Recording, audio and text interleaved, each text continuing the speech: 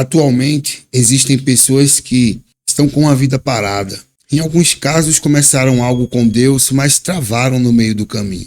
Carregam ruínas emocionais, espirituais e até familiares. E em muitos casos se perguntam: será que Deus pode me restaurar? Mas a pergunta certa não é se Deus pode restaurar, é se de fato você está disposto a reconstruir do jeito que Deus quer.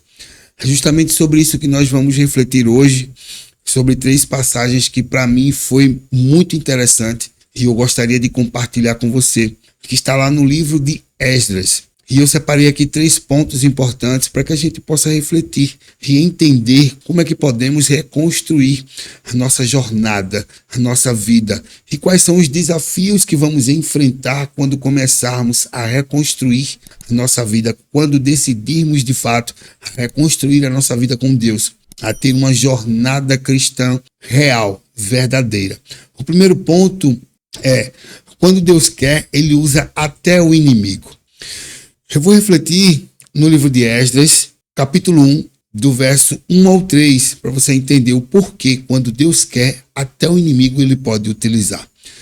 No primeiro ano do reinado de Ciro, rei da Pérsia, cumpriu-se o que o Senhor tinha dito por meio do profeta Jeremias. O Senhor despertou o coração de Ciro para fazer uma proclamação em todo o seu reino, e o fez também por escrito. Assim declara Ciro, rei da Pérsia: o Senhor, o Deus dos céus, deu-me todos os reinos da terra e mandou-me construir um templo para ele em Jerusalém, na terra de Judá. Quem dentre vocês pertence ao seu povo, vá para Jerusalém de Judá para reconstruir esse templo do Senhor, que é o Deus de Israel, o Deus que habita em Jerusalém. Faço votos de que as bênçãos de Deus estejam com vocês. Vale salientar que, nesse momento, o povo de Israel estava cativo, estava preso. E um rei pagão, para cumprir a profecia que Deus tinha feito através de Jeremias, utilizou esse rei para fazer com que o povo voltasse a Jerusalém e reconstruísse o seu templo. Então, pare para analisar a grandeza desse evento, porque o que acontece? Deus de fato queria que o povo de Jerusalém voltasse para a reconstrução do templo, não só para a reconstrução do templo, mas a ideia era voltar a ter um relacionamento real com o próprio Deus, que infelizmente o povo foi levado cativo justamente por não ter tido um relacionamento de verdade, por não ter colocado a fé diretamente em Deus e estarem o tempo todo cultuando deuses, outros deuses na realidade. Mas Deus, em toda a sua misericórdia, levanta, na realidade, Ele coloca um desejo no coração de um rei, que inclusive era um rei pagão, para cumprir a sua própria vontade. E o que é que isso nos traz como exemplo real? Uma oportunidade, por exemplo, que você tem de trabalho ou ministério, pode surgir de alguém improvável. E você não pode ignorar, porque mesmo que a pessoa não seja espiritual, pode ser Deus utilizando essa pessoa para abrir uma porta para você. É lógico que é necessário orar a Deus para que Ele possa confirmar, porque nem tudo que vem de dentro de, por exemplo, uma igreja ou de uma comunidade cristã, vem de fato de Deus. E o inverso também é real. Podem vir coisas boas do mundo, porque Deus quis que fosse, porque só Deus para fazer isso, certo? E podem vir coisas ruins de dentro de uma comunidade cristã. Então é ideal buscarmos por discernimento, porque Deus pode utilizar quem Ele quiser, dentro ou fora da igreja, para abrir uma porta para você, para que você volte a ter um relacionamento com Ele. Então Ele fez isso, inclusive, com o povo de Israel. Levantou um rei que, de fato, nem acreditava no próprio Deus, mas ele colocou essa vontade no coração desse rei, para que ele liberasse o povo para voltar para Jerusalém, para reconstruir o seu templo e voltar a ter intimidade com o próprio Deus. Deus pode usar qualquer pessoa, até quem não é da fé, para te ajudar. Ele pode, inclusive, utilizar. Porém, é necessário ter o discernimento para saber se de fato aquilo vem de Deus ou não. E a única forma de ter esse discernimento é orando a Deus, é pedindo a Ele que Ele Mostre se de fato é a porta que ele está querendo abrir. E ele vai fazer isso. Então, precisamos ter um relacionamento real para poder identificar sempre o que é que de fato vem de Deus e o que não vem. Porque nem sempre o que vem de dentro de uma igreja é de Deus. E nem sempre o que vem de fora da igreja é do diabo. Então, é questão de discernimento. Porque quando Deus quer, até o diabo obedece. Quando Deus quer, ele utiliza quem ele quiser para fazer o que ele quiser, no tempo que ele quiser. Ele é Deus e ele pode fazer isso. Segundo ponto, antes de construir coisas, ajuste sua vida com Deus. E esse ponto é extremamente importante. Em muitos casos nós queremos tantas coisas, mas o nosso interior está destruído. Esdras capítulo 3, o verso 1 e 2 nos diz o seguinte: quando chegou o 7º mês e os israelitas já estavam em suas cidades, o povo se reuniu como um só homem em Jerusalém. Então Jesua, filho de Josadaque, e seus colegas, os sacerdotes, e Zorobabel, filho de Salatiel, e seus companheiros começaram a construir o altar do Deus de Israel para nele sacrificarem holocaustos, conforme o que está escrito na lei de Moisés, homem de Deus. Eles começaram justamente pelo altar. Por que será que eles começaram pelo altar? Eles fizeram justamente o altar antes de fazer todo o templo, porque o altar traz a intimidade com Deus para que Deus possa ajudar na reconstrução. O altar simboliza o lugar sagrado. É justamente por isso que eles fizeram logo o altar, para adorar a Deus de forma verdadeira. O altar simboliza também entrega e sacrifício. É a consagração da vida a Deus. Por isso que eles começaram justamente pelo altar. Antes de construirmos qualquer coisa externa, precisamos edificar o altar de Deus dentro do nosso coração. Precisamos construir o interior, ter um relacionamento real com Deus. Orar, jejuar, ler a palavra, para que possamos externalizar tudo aquilo que Deus já construiu dentro. Muitos estão buscando todo tipo de benefícios externos, mas estão destruídos por dentro. E Deus não vai liberar. Não adianta. Independente de qualquer coisa, o altar ele representa justamente priorizar Deus em nossas decisões diárias. Então, eu tenho uma decisão para tomar, mas eu busco primeiro a Deus antes de tomar essa decisão. Porque é Ele quem vai me ajudar, é Ele quem vai me dar entendimento, discernimento para tomar a melhor decisão. Adorar através de atitudes e obediência é justamente o que simboliza o altar construído em nosso interior.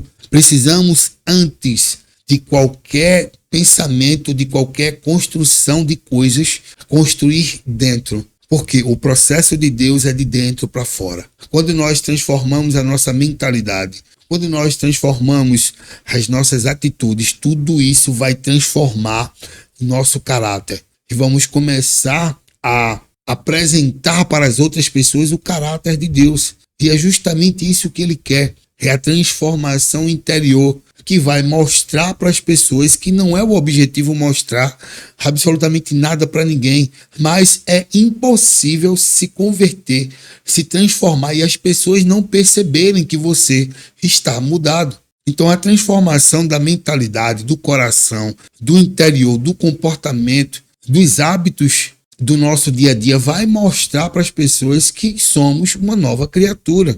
E precisamos entender isso. Não começa de fora para dentro, mas de dentro para fora. Antes de buscar crescimento financeiro ou profissional, organize sua vida com Deus. Oração e disciplina espiritual. Terceiro ponto, quando você decide mudar sua vida, o inimigo vai se levantar e vai tentar destruir. Eu vou ler aqui Esdras capítulo 4, do verso 1 ao 5, para que a gente possa começar a refletir. E eu vou fazer uma reflexão por cada versículo nesse capítulo 4, que foi o que mais me chamou a atenção. Esdras 4, do 1 ao 5. Quando os inimigos de Judá, inclusive perceba que ele fala o nome inimigos. Quando os inimigos de Judá e de Benjamim souberam que os exilados estavam reconstruindo o templo do Senhor, o Deus de Israel, foram falar com Zorobabel e com os chefes das famílias. Vamos ajudá-los nessa obra, porque, como vocês, nós buscamos o Deus de vocês e temos sacrificado a ele à época de Esar-Adom, rei da Assíria, que nos trouxe para cá. Contudo, Zorobabel, Jesua e os demais chefes das famílias de Israel responderam: não competem a vocês a reconstrução do templo de nosso Deus. Somente nós o construiremos para o Senhor, o Deus de Israel, conforme Ciro, o rei da Pérsia, nos ordenou. Então, o agente da região começou a desanimar o povo de Judá e o atemorizá-lo, para que não continuassem a construção. Pagaram alguns funcionários para que se opusessem ao povo e frustrassem o seu plano, e fizessem isso durante todo o reinado de Ciro até o reinado de Dário, reis da Pérsia. Veja que, em primeiro ponto, os inimigos tentam se infiltrar no projeto de Deus, para tentar destruir por dentro. Quando eles não conseguem, eles tentam uma estratégia completamente diferente. Se a gente parar para analisar, em primeiro ponto, quando você começa a incomodar. Quando você decide que vai mudar e começa a reconstrução da sua vida, você começa a incomodar pessoas, inclusive o próprio inimigo. Quando eu digo pessoas, as pessoas infelizmente estão sendo utilizadas pelo inimigo. Então, a decisão faz com que você comece a ser atacado. Então, você incomoda. O ataque só aparece quando a obra começa, quando a decisão de reconstruir começa. E aí você vai ver o ataque acontecer. Na nossa vida real, você decide buscar a Deus, surgem distrações, começa um projeto, aparecem críticas, pessoas tentando desviar o teu pensamento, equipamentos e outras questões da vida começam a trazer distrações, mais e mais distrações. Então, isso é o que acontece. Se começou a dar resistência é porque você saiu da estagnação. Quando você começa a caminhar com Deus, você começa a ver a resistência acontecendo. Segundo ponto, nem toda ajuda é de Deus. Inclusive, eu falei agora há pouco, certo? Independente de ser da igreja ou do mundo, ou vice-versa. Então, nem toda ajuda é de Deus. O inimigo não chega atacando. Ele chega se oferecendo para te ajudar a reconstruir a tua vida com Deus junto com você, para que por dentro, junto a você, ele possa minar o teu pensamento, possa minar as tuas atitudes. E como é que a gente percebe isso na vida real?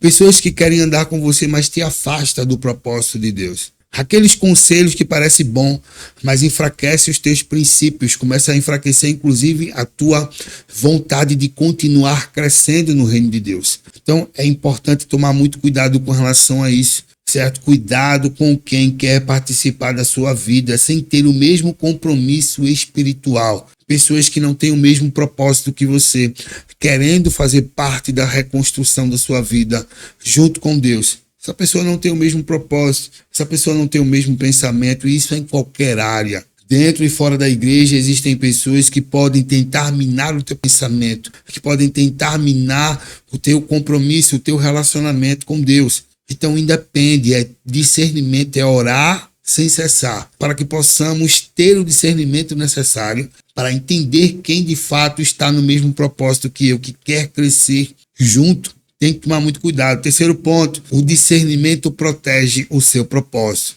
certo? Eles disseram não. Se você parar para analisar no verso 3, quando eles ofereceram para ajudar, os responsáveis pela reconstrução disseram não. Mas por quê? Porque eles tinham discernimento. Eles sabiam que o propósito daquelas pessoas era tentar paralisar, como assim o fizeram. Quando eles não conseguiram se infiltrar, no verso 4 e 5, eles tentam paralisar a obra. E é assim que vai acontecer, o inimigo não vai parar. Mas você precisa dizer não. Quando alguém aparece como uma pessoa boazinha, tentando te ajudar a fazer determinadas questões, tome cuidado. Porque aquilo pode, de fato, não ser de Deus. Pode ser aí uma oferta do inimigo, fazendo com que você se desvie do caminho. Para a nossa vida real, que são exemplos práticos. Recusar a sociedade que compromete seus valores. Se você está junto com pessoas que estão comprometendo os valores, os seus princípios, aqueles princípios que você aprendeu justamente com a palavra de Deus, cuidado, é hora de se afastar. tá? Se afastar de amizades que te puxam para baixo, aquelas amizades que não te elevam em absolutamente nada, aquelas amizades que você percebe que está tendo atitudes ruins, mesmo sendo da igreja, de fora nem pensar. De fora, quem já está no mundo, nem pensar. Mas o que é que muitos se enganam? Eu não vou mais andar com pessoas que estão no mundo, perfeito. Mas em muitos casos, as pessoas que estão na igreja que estão fazendo isso. Porque você vai passar a andar com pessoas que são cristãs. Mas nem todo mundo tem o mesmo propósito. Nem todo mundo quer evoluir. Muitos estão parados e travados até hoje. Porque não querem aprender mais da palavra, porque não querem se aprofundar, não querem orar, têm comportamentos que não são coerentes com a própria palavra, fazem fofoca, dissensão, certo? Tem inveja. Você precisa ter o discernimento para poder se afastar. E tem que se afastar. Por quê? Se você pensa que pode mudar pessoas, você está muito enganado. Você pode mudar a si mesmo. Quem pode mudar outras pessoas é Deus. Então você ora para que Deus possa mudar essas pessoas. Mas assim, se for um amigo, uma pessoa que eu estou tendo um relacionamento legal, que a gente está se aprofundando, então conversa com essa pessoa. Fala para ela que esse tipo de comportamento é incoerente com a palavra de Deus. E veja se ela vai lhe escutar ou não. Se ela não te escutar, aí tem outras questões que você pode fazer. Falar na frente dela com mais 2 ou 3 pessoas que são também da igreja, para que as pessoas possam colaborar e serem testemunhas de que você tentou fazer o máximo. É o que a palavra nos pede para fazer. Se mesmo assim ela continuar fazendo o que é errado, você pode expor ao líder da igreja, conversar com ele para ver se ele consegue conversar com essa pessoa. Se mesmo assim não acontecer, aí é a hora de tomar a decisão e dizer não. Eu decido me afastar. Eu decido de fato continuar no propósito de Deus. Porque o plano é agradar a Deus e não as pessoas. Se para agradar a Deus eu preciso me afastar de pessoas, eu vou me afastar. Deus quer que nós nos amemos uns aos outros. Perfeito. Mas amar um ao outro é uma decisão. Eu não preciso gostar nem caminhar junto. Mas se a pessoa está precisando, está passando fome, necessidade, precisa de água, precisa de roupa, eu vou ajudar. Isso é amar. Eu só não preciso ser conivente com o que ela está fazendo. Eu sei que é errado, mas eu continuo fazendo. Para pensar. Se você está andando com uma pessoa que usa droga, quando alguém te vê, mesmo que você não use, a pessoa vai dizer o quê? Uma pessoa que está de fora. Vai dizer que você também faz. Se você anda com uma pessoa que está fazendo errado, você é conivente, mesmo que você não faça a mesma coisa. Deus está vendo. Não tem para onde correr, Deus está vendo, certo? Nem todo convite deve ser aceito. Você não precisa estar em todos os grupos para ser aceito. Alguns convites precisam ser rejeitados. Por quê? Porque você já tem um entendimento de que aquilo vai trazer problema, tanto para a pessoa quanto para você. Então não seja conivente. Quarto ponto. O ataque vai para a sua mente. O inimigo vai tentar mentalmente te atacar, certo? O objetivo de fato é te enfraquecer por dentro. É isso que ele quer. Então ele utiliza pessoas para te desanimar, ele utiliza situações para te tirar a paciência. Então ele vai atacar a sua mente. Se você vê no versículo 4, é justamente isso. Se a gente lê no versículo 4, ele fala assim, ó. Então a gente da região começou a desanimar o povo de Judá e a atemorizá-lo, para que não continuasse a construção. É justamente isso, ele começou a atacar na mente, enfraquecer a pessoa mentalmente. Na vida real também acontece isso. Desânimo sem motivo claro, pensamentos de desistência, cansaço emocional constante e sem falar nas condições. Pessoas tentando te desanimar, ambientes que te trazem falta de paciência e assim por diante. Então é necessário entender que quando eu decidir reconstruir a minha vida, o inimigo vai se levantar. E ele vai se levantar com força. E eu preciso entender que a minha reconstrução começa por dentro. De dentro para fora. Quando ele começa a ver que tuas atitudes, que o teu comportamento começou a mudar, ele começa a atacar. Ele começa a atacar. Não tem para onde correr. Se não consegue te parar por fora, tentam te parar por dentro. Que é o que o inimigo tenta o tempo todo. E em quinto ponto, o ataque se torna constante, todos os dias. Por quê? Quando eu decido me tornar cristão, eu declaro publicamente de que eu sou inimigo do inimigo de Deus, que é Satanás.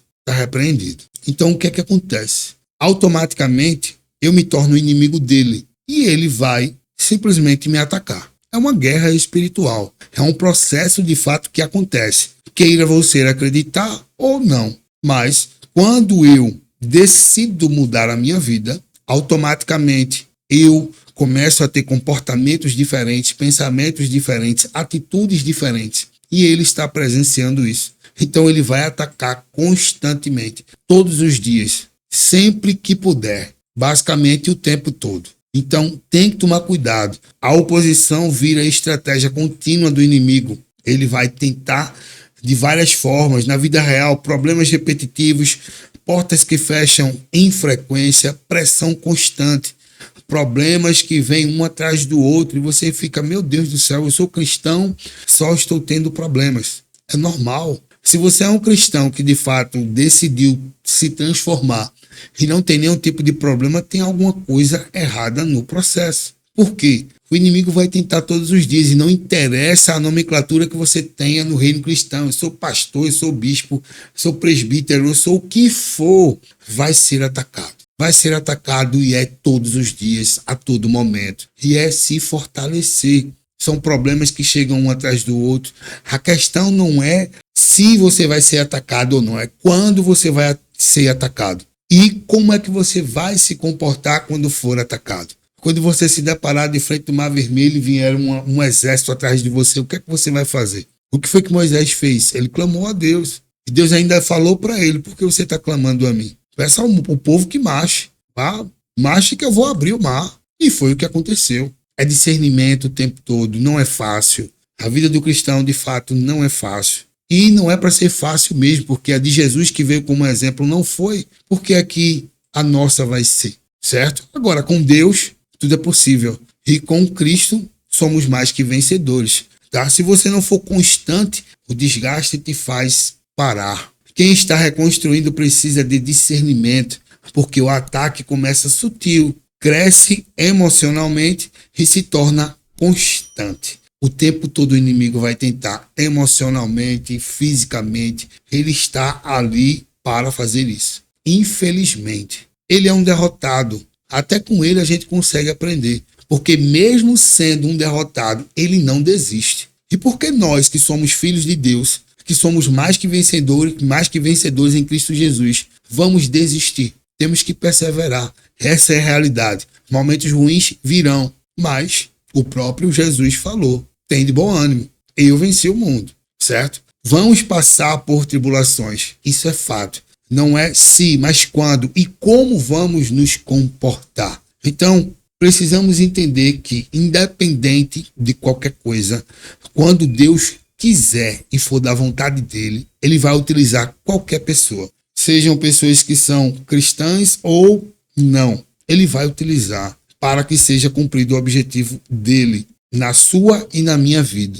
Precisamos entender que a reconstrução é possível, mas antes de almejarmos coisas materiais e coisas exteriores, precisamos tratar o nosso interior. E isso vai ser revelado no mundo exterior. Isso vai acontecer, mas isso é gradativo. Em muitos casos não temos porque, de fato, não estamos prontos para ter. E quando começarmos a reconstruir a nossa vida junto com Deus, o inimigo vai se levantar. E ele vai tentar se infiltrar, vai tentar se passar por amiguinho, para tentar te manipular e te desestruturar próximo de você. E se você disser não, aí ele vem com toda a força possível para fazer com que você desvie do caminho de Deus. Para que você e eu, qualquer um, certo, seja desanimado, perca as forças para que ele consiga o objetivo que ele tem, que é justamente de roubar, matar e destruir. É o que ele quer. Aí, como sempre, ao final de toda a reflexão, eu faço uma oração para que Deus nos ajude, porque precisamos da força de Deus para continuar crescendo. Paizão, muito obrigado por essa reflexão e nos mostre o caminho que precisamos para continuar crescendo. Ajuda-nos a transformar o nosso interior e a nossa mentalidade. e nos dá força para lutar contra o inimigo quando ele se levantar contra nós, pois ele vai se levantar. Mas em Cristo Jesus somos mais que vencedores. Eu sei que o Senhor está conosco para nos ajudar a chegarmos até o final e recebermos a vitória e a salvação. É em nome de Jesus que eu oro e agradeço para a honra e glória do teu santo nome. Amém. Todo domingo tem uma reflexão nova aqui nesse canal, sempre às 10 horas. Se você tem aprendido com Deus, deixa nos comentários para que possamos crescer juntos. E também deixa nos comentários aquilo que você aprendeu nesse conteúdo, qual foi a chave que virou para você. O que é que você já está passando sobre tudo que a gente refletiu hoje? Já está reconstruindo o seu interior? O inimigo já se levantou contra você? Como é que está o teu dia a dia? Lembre-se que a oração e a leitura da palavra nos dá a força necessária para continuarmos crescendo e assim chegarmos ao objetivo que Deus tem para nossas vidas. Fica com Deus, um forte abraço e te aguardo no próximo domingo às 10 horas. Até já.